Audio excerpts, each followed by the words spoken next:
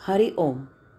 योगदास जयगणे जोशी यांनी प्रवचनांमधून सांगितलेले कथामृत क्रमांक 48.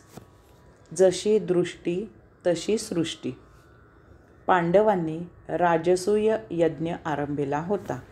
पांडवांच्या त्या राजसूय यज्ञात भगवंत श्री तेथे यज्ञासाठी येत असलेल्या ब्राह्मणांचे स्वागत करून त्यांचे स्वतः पाय धुवत होते.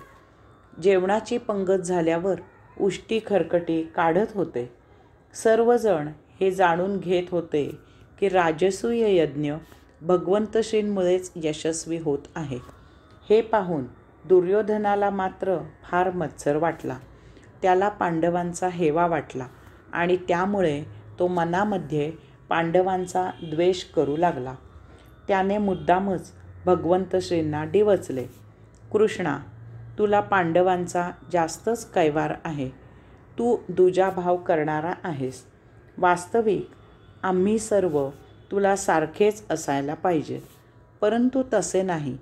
तू पांडवांच्या बाजूचा आहेस.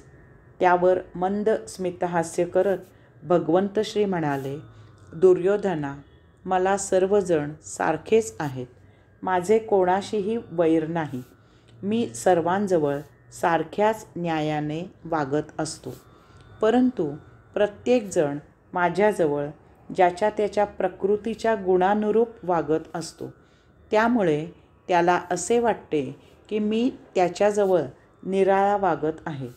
मी प्रत्येकाजवळ सारख्याच भावनेने व्यवहार करत असतो, परंतु जो तो त्याच्या गुणानुरूप मला पाहत असतो.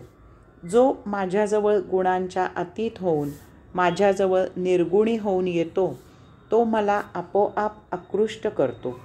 मग त्याच्यापासून दूर होणे हे माझ्या हातात नाही. दुर्योधनाला भगवंत श्रींचे हे म्हणणे काही पटले नाही.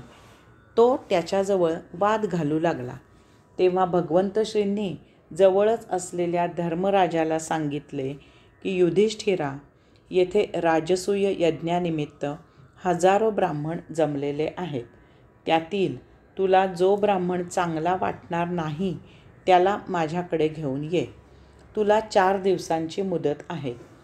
युधिष्ठिर तेथून निघून गेल्यावर भगवंत श्री दुर्योधनाला म्हणाले, दुर्योधना, येथे राजसूय यज्ञानिमित्त हजारो ब्राह्मण जमलेले आहेत. त्यातील तुला जो ब्राह्मण चांगला वाटेल त्याला माझ्याकडे घेऊन ये. तुला 4 दिवसांची मुदत आहे.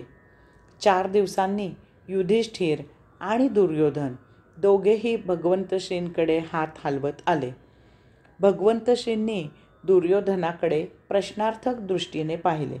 तेव्हा दुर्योधन म्हणाला, श्रीकृष्णा, येथे जमलेले सर्व ब्राह्मण म्हणजे ब्राह्मण म्हणविल्याला कलंक आहे.